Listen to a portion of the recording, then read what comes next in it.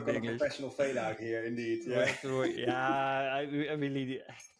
We need to create some jingles. And we need to create some really nice jingles. We do, and there's so many tools out there that we can do it with now. And last week I spent so much time, and of course we're gonna have a look at some of the stuff that I was experimenting with last week. But so many tools are so much better now. So yeah, we have no excuse. But yeah, every time I tell myself I'm going to do it, and then the week is filled with other stuff that I'm also doing that apparently was also important. I know. For us, AI is not reducing the workload, but it keeps on increasing the workload, right? Yeah, man. Last night I was watching one of the latest videos from Marques Lee Brown. Right, What did he cover? The thing is, he didn't cover anything. This video was about how he was gonna take some time off because he finally made it into the World Championships team for frisbeeing, because he's a professional frisbee player. He's a professional frisbee. He's a professional frisbee player, and he tried to get into the American World Championship team for almost a decade, and apparently he finally made it in, I think. And so he's going to Australia for playoffs and stuff. And so he said, I'll have less time for making this content. But the crazy thing is, I've been critical of Marques Lee Brown in the past sometimes because he said stuff that I thought he just was talking about things he didn't really know much about. But you have to respect him one way or the other. You mean, the brand he built, the quality of his videos in general, all of that. And he is one of the biggest YouTubers out there, right? And it's just so incomprehensible to me because he talks a lot about his agenda app, right? About his scheduling app and how that is his life. But the thing is that what I struggle with, I have a calendar app and I try to follow that calendar app. I do try, but I don't even come close to actually being able to doing exactly what's in there. Yeah, really important stuff. Like today, I'm going to work on my keynotes. That happens. And when I have meetings with other people, that happens. But the rest that's in there, that's basically just a reminder to do it at some point. Yeah. It's never, I really can't. I can't, and I can't even understand how other people can say to myself, okay, I'm going to sit down right now, and for the next hour, I'm going to work on something that right now I don't really feel like at all. And the only times I can do that, and of course I struggle with this, and this is apparently side characteristic of multiple types of neurodivergence, but I can only do it when there's real urgency, a real sense of urgency or importance or necessity that is super high. So in a normal situation, that is fascinating, right? So why is the pressure of a deadline of the moment that it has to happen? Then you can do it. If I now put a block into your calendar without any deadline saying write an article about this topic, you can't. But if it has to be published in, let's say, a newspaper tomorrow at 9:00, you can. What's that difference? Yeah, I can. Yeah, I can't put my finger on it, and I don't know. And I know that loads of people will be listening to this and they'll be saying, Aragorn, you're just lazy, or you have no discipline, or you just haven't really tried.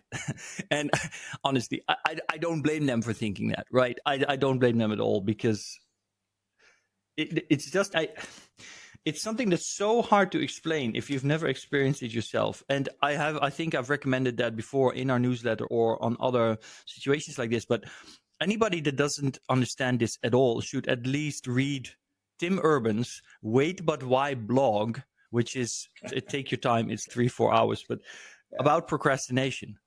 And the thing is, ADHD people have a very high level of this type of procrastination, where the way the brain chemistry functions just doesn't really allow them to function like normal people, because we don't, like, when there's no stress. Respect, right? Why do you classify it the other way as normal, right? It's a spectrum where people have more, I don't know.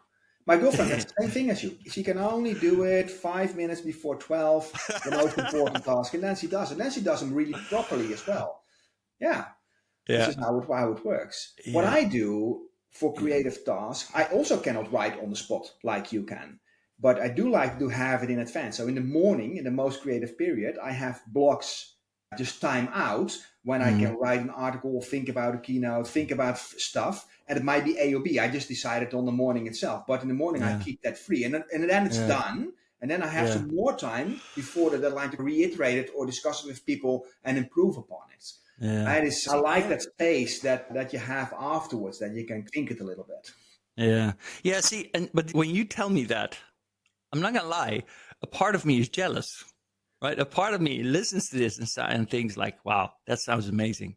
Starting to do something in time, then knowing that you have plenty of time to do it, being relaxed about it, then having the time to go over it one more time instead of having to rush off to It is grab a relaxed. train so that you get somewhere in time. It feels great. It feels great. It feels great. The problem is that when it's so very hard to do that, and I've tried meditation to improve that. I've tried really disciplined kind of lifestyle where I try to put in things that I really hate to do to build that kind of muscle of doing what I don't want to do. I didn't go swimming in the winter at 0 degrees just because I thought it was healthy.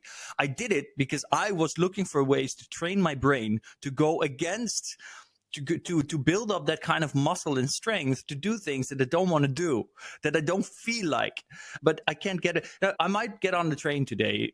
This is an arbitrary example because I'm not, but I might get on the train today, and then suddenly on the train, I might have this impulse, this inspiration that I need to write about a particular topic right now. And this is how most of my articles come into being. Most of the time when I write an article, I have an idea, and the moment the idea strikes, I need to put it on paper, and then I literally start writing, and everything else stops. I basically already recording and writing on the bike home or whatever, and as soon as I get home, I sit down and I don't stop until the article is done. So what happens if you don't have the time? Let's say you were on the train because you had an appointment. You don't have time to write it out.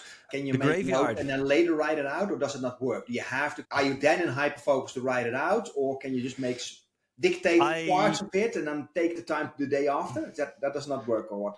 I would like to say that it's 50-50, but the truth is probably that it's closer to 20-80 or 30-70. And the biggest part of those ideas never get actualized. They never get written. They never get made. These are great ideas for articles that end up on the graveyard. And I will put them on some to-do list. I will put them on the list for myself to remember to work on later. But I basically never come back to it if that moment passes. What I do now, or what I did for a little while, and I failed the last 2 or 3 times, but for this newsletter, I would write topics down. And then the topics that I didn't get round to actually writing, I would then just pick them from this list and I would write them specifically for the newsletter. But again, the way and I told you this, why I liked doing the newsletter, one of the reasons was this, because this newsletter created the urgency for me, the deadline to write an article. So I got that sense of, it has to happen now. I have to do this. I have to sit down. And the problem is not that I can't do it, because in that moment I can sit down. Yeah. I can write an amazing article, right? It's just that if you ask me, why didn't you start on that article last Tuesday? Then I don't know. I don't know. I honestly don't know. Anyway, we drifted. Also interesting what you said about. We started this conversation by the amount of content, right? That is sometimes not just too much to get a grip on. So many opportunities to write something about an article or something cool AI tool that floats on a screen that you want to test, but you need an evening to test it properly. You just can pick a little bit to get best content and make the best out of that, because it's literally a fire hose with information that we try to filter for other people, basically. Yeah, this is the nice thing for me, because both of us, but I definitely feel it really strongly now. My work has become very seasonal, because most of how I generate my income is the keynotes, and Innovation Network is growing as well. So that's great. So hopefully at some point it will be 50-50, or maybe the keynotes will just be a nice side thing. But for now, that's my main mode. And those really seem to coalesce in a very condensed period. April, May is very busy. And then again, September, October is very busy. And everything else around that, the other 8 months of the year, I have keynotes sometimes. It might be 3 a month. But in those particular periods, it's 3 a week, every week, at least. At the very least. Sometimes I run from one to the other. And the thing is, on the one hand, that is stressful and it's very intense. On the other hand, it's great. It's great for me. It's great for me because it forces me to be on the topic, on the ballpark every day, thinking about these topics, dealing with them, going over my story, going over how the things change, going over the latest developments and what that might mean for our future. And because it forces me to be engaged with it every single day, I have a lot of ideas, and I also make the choice to, because also when I'm traveling, if I'm in a hotel in Prague in 2 weeks from now, there's nowhere to go, nothing else to do. So it'll be me and my laptop, and I can just go and check out all these tools, do all these other things. There's nothing to distract me. To do in Prague if you want. Huh? There's plenty to do in Prague, of course, but it's just I'll get as the an picture. example. I'll get the picture. But the speed of things, I was also yesterday myself working a little bit on the keynote. I was looking back at decks that were not at all 12 or 16 months old. And there were some pictures in there from Midjourney version 3 to 4 and things like that. So if you look how far we came, the videos that we had based on how, for instance, cursor is automatically coding compared to the ones that we had a year ago, it's just amazing, right? How quickly that goes. And that's also for us every time, basically every keynote, there's new content that you can squeeze into that keynote to stay up to date. Yeah, absolutely. And for me, the hardest job with the keynote is cutting out what needs to leave. It's always a tough job. But the thing is, I really want to write a book, right? Yes, you are actually writing a book, and I've been trying to help you at various points with that. Of course, then you gave me the book to read it and to give you feedback, and I never really got. It's another example. Yeah, if we do one chapter, you can do it with the entire book. It's a great example. If you told me you need to have written this because you need to give a summary to a client next week, I probably would have read it, in the last day. But the thing is, it's incredibly. So I just want to honestly say, man, for people that can't really wrap their head around this, don't get me wrong, it can be extremely frustrating, and it's something that I've been struggling with my entire life, and so are most people that suffer from this kind of mental thing. And it's not for a lack of trying. It really isn't. I know that's. And look, it's not like I've not gotten better either, because I suddenly thought about the parallel between this and my disapproval of current beliefs around, for example, obesity. I'm just gonna keep it clean. But I just want to say, I always say you can't get obese if you don't eat, right? You can't get obese from air. So anybody that says that it's genetic or it's mental, that's just an excuse. And I just realized that you could say there's a parallel here, because I'm saying I'm obese in the sense that apparently I'm not capable of doing things when I'm supposed to do it. And so is it just mental? But I would like to add to that I am doing significantly better today than I was in the past, and I can still function properly, and I'm not dying from delivering my work too late. So I think if I could do that with just a sense of urgency, then yeah. Thinking about, I just wrote an article. Yeah, I just bumped into Michael Levin.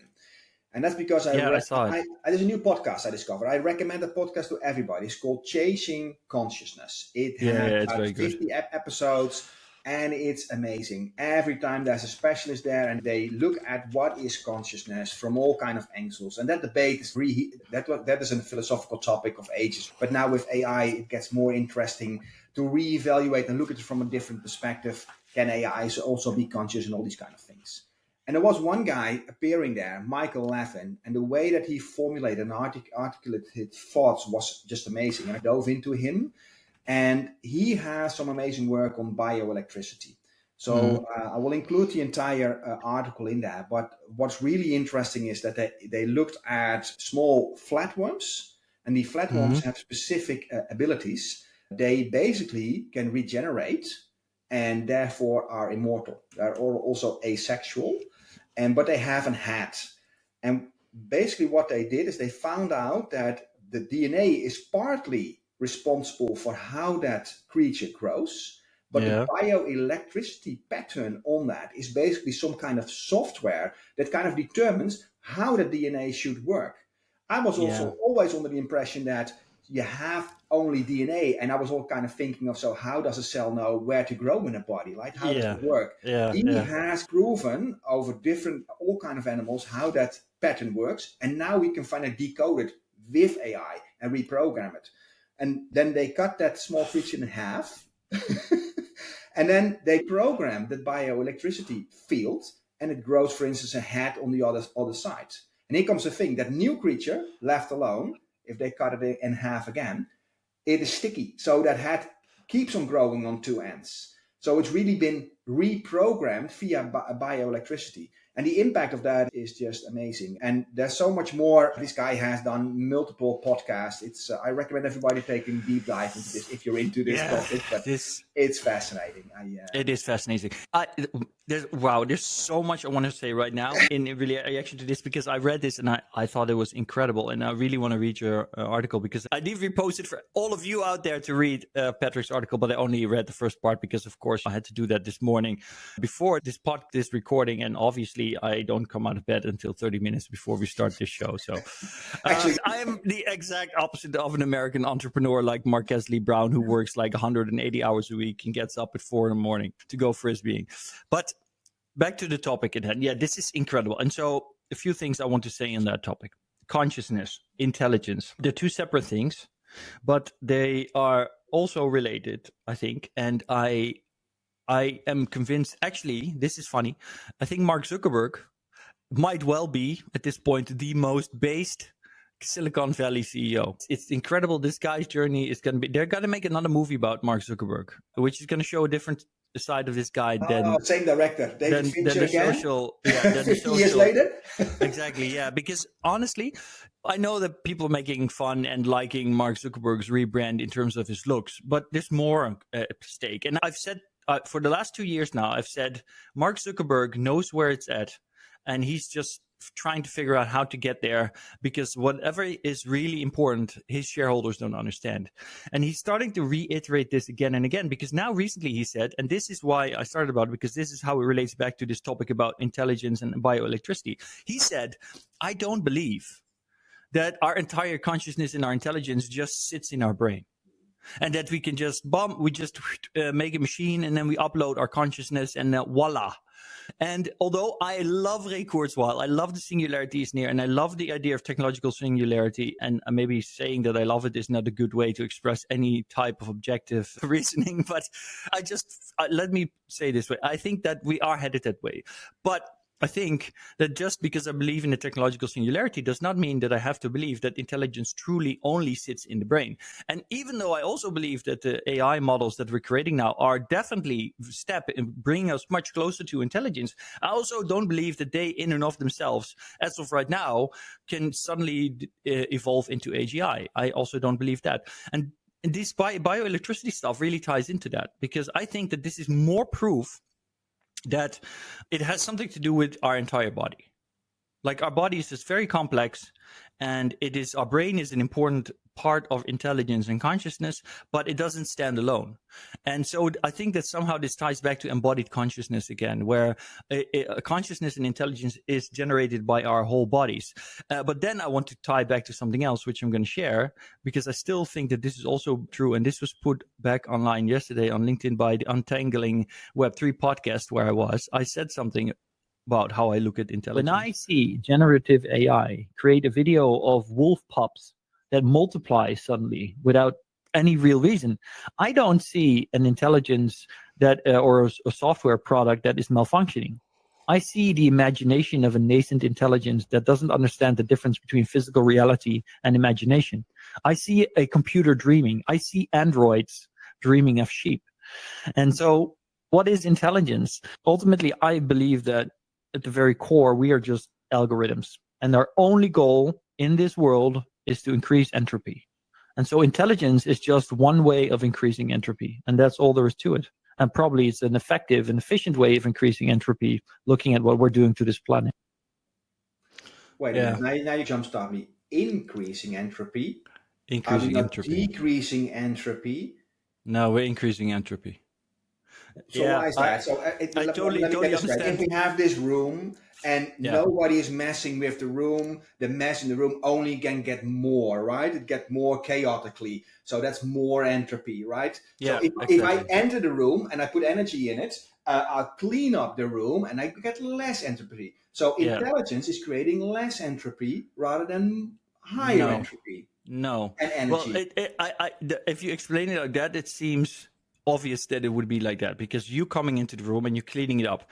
But you have to keep in mind that the room in and of itself wouldn't even be there without intelligence, right? If human beings hadn't started building houses and therefore processing lots of resources to put them into new products, then the room wouldn't exist. So everything in your room is an increased form of entropy, because there was no plastic before human beings that's in the speakers behind you. There were no books before human beings that are on the shelf behind you. The shelves weren't there before human beings. And But each of is that these, chaos or is that order?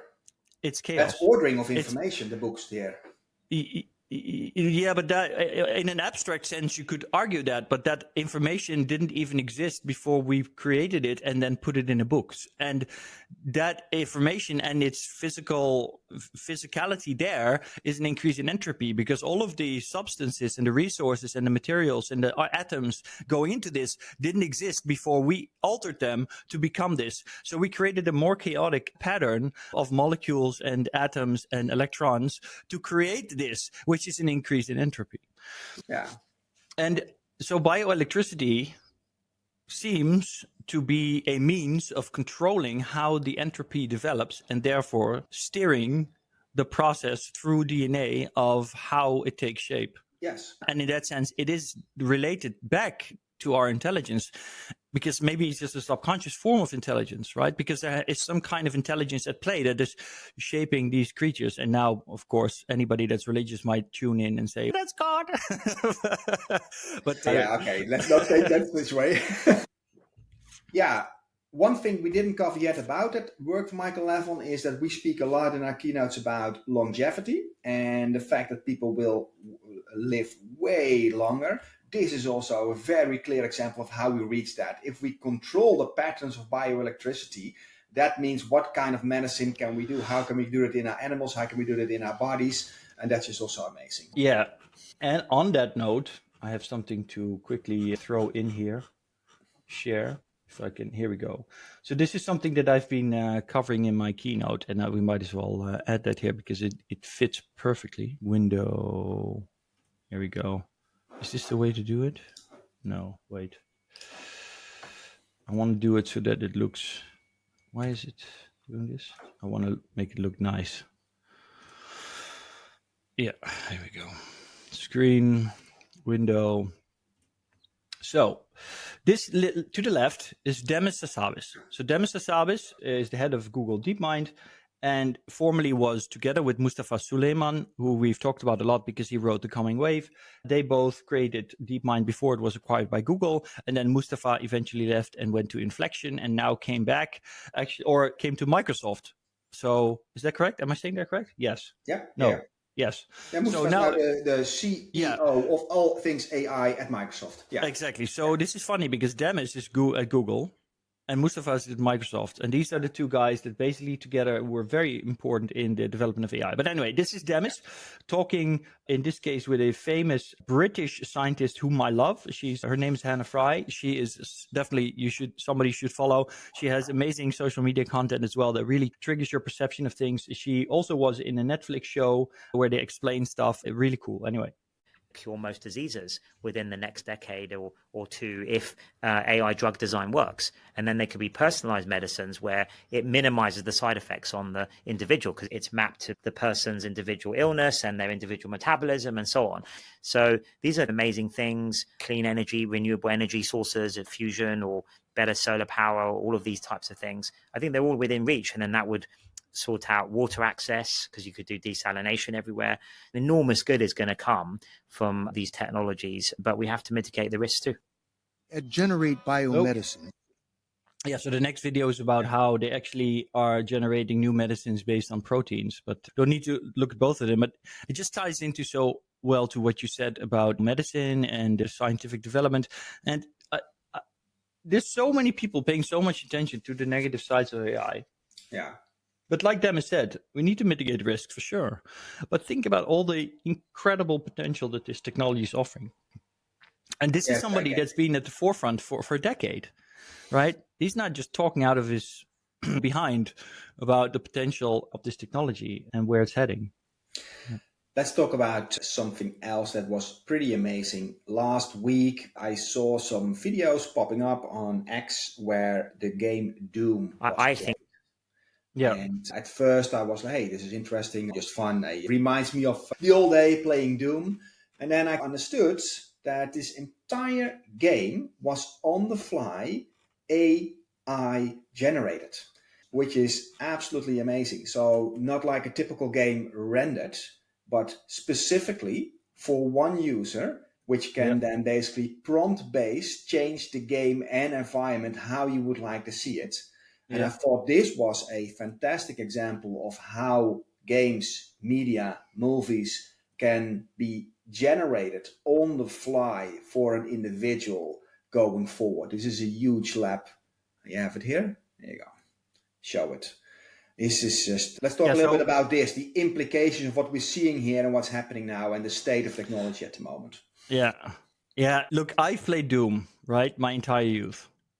And I'm sure you've played it too. Yes, absolutely. This was literally the second first-person shooter I ever played. And it's burned into my memory. After Wolfenstein? After Wolfenstein, exactly, after Wolfenstein. Which, by the way, is a game that I'm not even sure that could be released now in today's world, because the latest update on Wolfenstein was a woke nightmare. But apart from that, incredible this. And oh, wait, I'll go back. Did you just see that? Because you saw there's something interesting. If you look, do you see the black dots on the wall on the right? Do you see them? Yeah. That was the only indication I've seen in this entire video that none of this is actually, and actually now I froze the screen. I see another one. Do you see the bottom where the wall leaks into the floor on the right? Yeah. That's another indication. So there is that is not perfectly rendered like a normal game. It's not, exactly. It's not perfectly rendered. It's hallucinating a little bit in a way. Exactly. It's hallucinating a little bit. So if you really go into it, and now I suddenly noticed that the number at the bottom left is also not really making any sense. So there's more of that. There's more of that. Yeah. Exactly. But I only think that's incredible because it just adds to the incredible sensation. Oh, actually, the number does make sense because it's bullets. But it's this game. So none of, and I'm not sure people that watch this truly understand, because I had this in my keynote and I explained it to the audience, and I'm pretty sure that most people didn't understand what the big deal was. So just to be sure, on a normal game like Doom, there is software that has been coded with very specific instructions for everything that you see. So whenever you move, the software will say, if you turn this way and you look in this direction, then there will be a wall of these colors, and this is the texture, and this is how it fits together. So everything is pre-built. Everything is already there. The code is ready. The code only needs to be written. So it's basically like a script for a movie. There's no improvisation. It's a script. And the actors, which are the movies, the walls, the artifacts, everything are basically actors that simply play out the instructions they got in the script to be there. That's how it normally works. What we're seeing here is imagination, which is all improv. So basically the only thing we're seeing is that there's no code to start with, but we're telling an AI, we want you to generate a game of Doom as we play it on the fly. And basically everything is created only in the moment that we look at it. And in that sense, the crazy thing is that it's actually more like our real universe, if we believe in current quantum physics, than anything else, because quantum physics at the moment, we at a crossroads where we're trying to understand how does the universe work. And there's this theory of the participatory universe that states that things really only exist at the moment we look at them, because before that they're in a quantum state, and only in the moment we start to experience them, they collapse into one reality. And there's an amazing series about this, by the way, right now on Apple TV, of course, again, because they keep nailing it. I hate to say this, but Apple is doing an amazing job in the streaming series industry. But Dark Matter, go and watch Dark Matter. It is mind-blowing. It's super awesome. But so reality collapses onto a definitive form only when we observe it. This is literally more or less what's going on here, because this AI basically has no reality until you look at it, until we say we're turning our character to the left now. You need to generate a reality for us that fits this description, these kind of outlines. And the moment we look at it, the AI collapses that reality into a final version that we experience. It basically predicts the next frame that you're going to look at in a similar way that ChatGPT is predicting the next word. It does it so good that you don't see that this is happening in front of you, but but if you think about it, that the next frame is being predicted for you, how it should be to create that reality. And this is just the first version of what we see. And like you always said, this is the worst it's going to be. Just imagine. So you're now saying something nice finally about Apple and their TV series, but how long will it take before we actually have something that is hyper-personal, completely generated, predicting next frames on what Aragorn would like to see as a consumer, or what I would like to see, or you as would like to see? Amazing. Yeah, This is what we're looking at right now here. Yeah, absolutely. I think it will only be a few years. And actually, I have the previous slide up, which is this one. Which is this one. So this, because Doom is now going all the rage, but this one is actually one that I've had a little longer because this is the same thing. So what you're seeing here is not a known game like Doom, but this is also an AI-generated world. So everything you see all happening here, it's a very short clip, but everything happening here is an AI generating a reality. Yeah. Dreaming it up. And so we're going to be there really quickly, right? Because the quality of this is ramping up very, very rapidly. The biggest challenge right now is consistency, right? Because for reality to be a reality to us, it needs to be consistent, right? And right now we're still seeing this kind of nation in these models, which I think is on the one hand natural. But yeah, I just had another crazy philosophical thought, which is we're very philosophical today. But what if the universe is basically somehow something like a large, extremely large language model, which is only predicting the next thing that we're going to see all the time for all of us whenever we're looking at it? Because that would explain why this, who is it, Wheeler? It was Wheeler. There's this physicist Wheeler who said, well, we know that when we look at electrons, we don't know if they're going to go through the left slit or the right slit or the middle slit until we actually look at it. But what if we did this experiment on a galactic scale, on a universal scale? What if we take a star, which acts as a lens on the universe, to the light that comes from behind it from billions of years ago? The light passes by this star. And when it passes by this star, it has two options. It can either go to the left or it can go to the right. According to who is then the observer in determining we are, or individually or collectively? Yeah, that's it. That's another question, right? Because we don't even know how that works with electrons either, because it's for everybody personally. But the mind-boggling thing about it, and physicists are still discussing that to this very day, is that if it works on electrons and photons at a small scale, then Wheeler should be right, and it should work on a large scale, which means that whenever we look at the stars today, the moment we look at the stars is only the moment when reality collapses into that single decision to send the photon to us. But we know that because the speed of light is the limit of the universe, that photon already left that other planet billions of years ago. So how does that even work? Are we basically influencing the past? Are we basically, we don't have a time machine, but we do control history simply by looking out at the stars? And what does that mean? The thing is, we have more science than ever before. Technology is progressing farther than ever before, but the questions that we're prompted with are also more incredible than ever before. Now we're really opening a lot of boxes and pathways of thinking here. Maybe we're also looking at the time, a couple of things that we want to cover here. And maybe this is a segue to the book tip of this month, because the book tip, by the way, is this book. 2041 by Kai-Fu Lee. Very interesting person, this Kai-Fu Lee. He wrote a book some years ago. There you go. And that was about AI superpowers. A lot of strong predictions in there, but very much focused on US versus China and who's going to win that war. He very much predicted that China would win it, and so far we're not there to his predictions. Mm-hmm. But what I like about this book, what he does here, he takes 10 stories and then he explains, let's say, the science behind the large language model, quantum computing, and all these kind of different topics. And he has a second writer. The name is Chen Qiufan, which is a science fiction writer. And he then takes that story and makes a science fiction story about how that could unfold in the year 2041. And it really reminded me of the opening of your keynotes, basically, because what you do in your opening in the keynote, for those who have never seen it, you have, let's say, 10 minutes where you do close your eyes, let people visualize the future. And this basically, he does that also 10 times. And it really is very well done. And then there comes a third chapter, 10 times, where it explains after the fictional story how that would work in reality and how that comes together. So it's really a nice recommendation.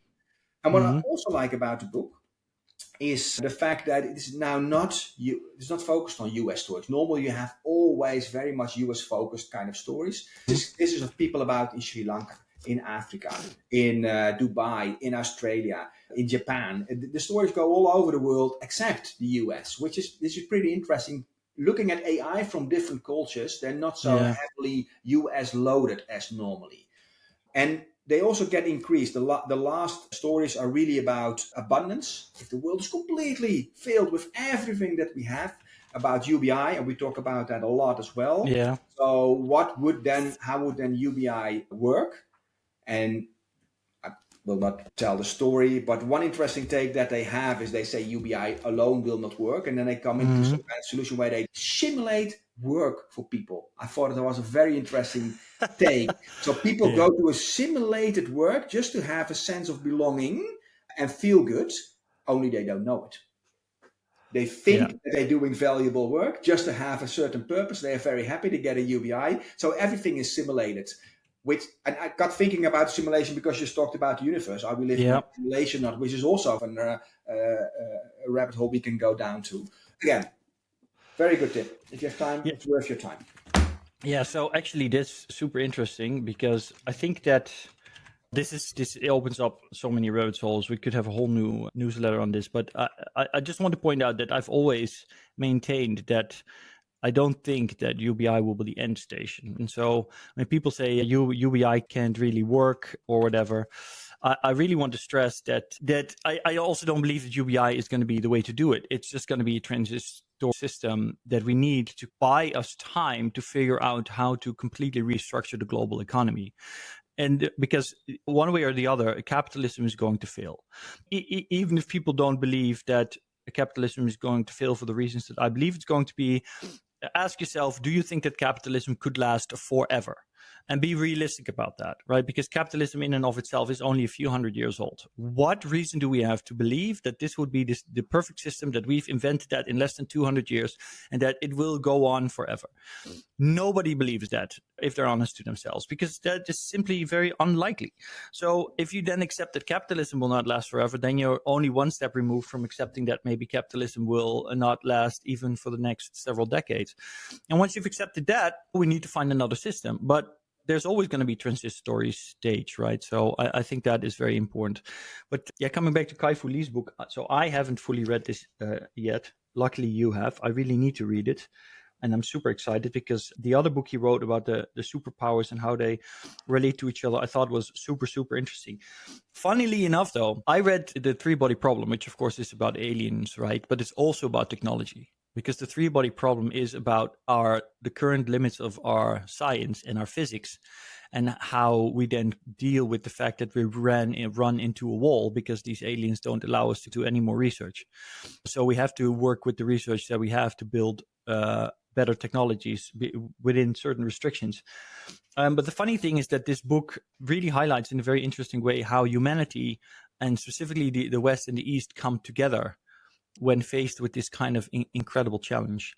And I feel that maybe artificial intelligence will, at the one hand, be this incredible opportunity, but at the same time be this incredible challenge for humanity that might also have, as a result, the kind of pressure, it might put the kind of pressure on humanity that we need to come together to work on something. So I try to think about that as positively as possible.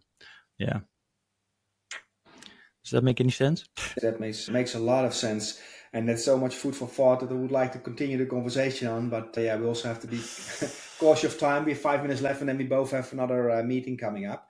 And there's some other articles that we will put in the newsletter that we thought was interesting. I'll just quickly name one. There's one from Nvidia that has released a new model, which is called Eagle, that can basically see the world in ultra, which is another interesting model if you put that in robots, right? And we also found a new robot called Agibot, also coming from China, also production ready. So there where all the things from Tesla and Optimus are going to be released somewhere in the future. These Chinese robots have a more attractive price and are already coming onto the market.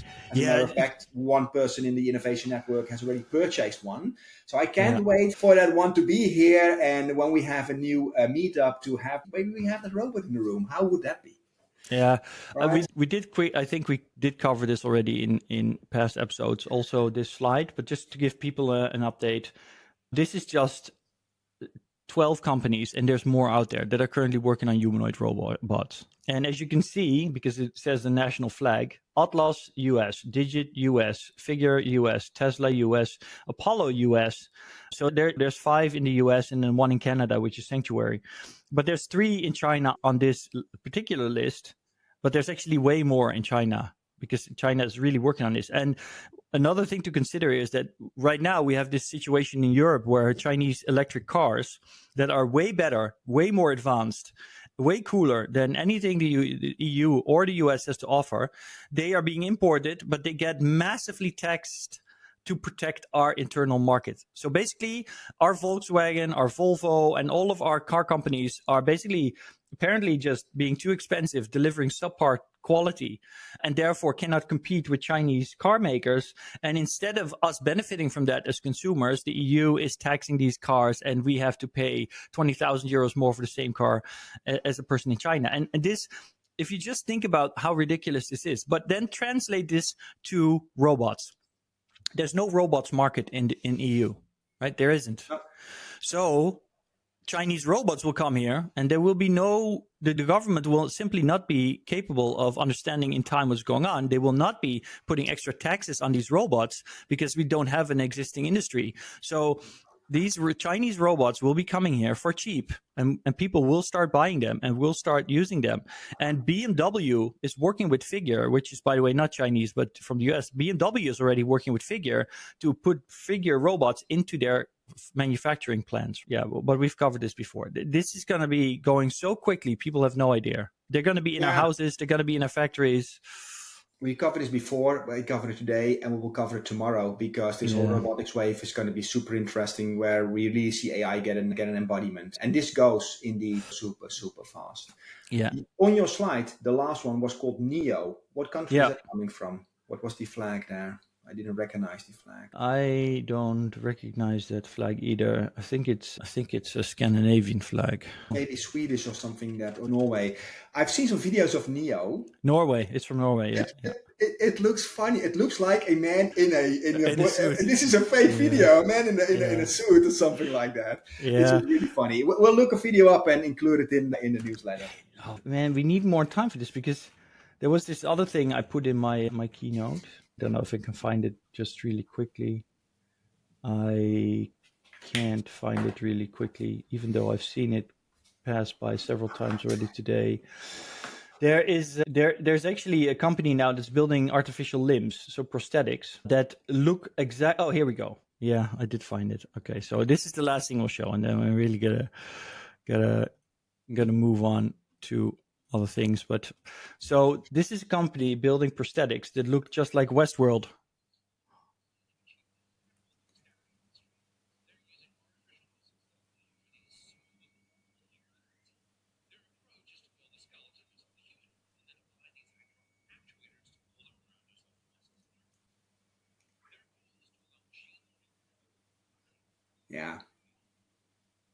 Yeah, it's incredible.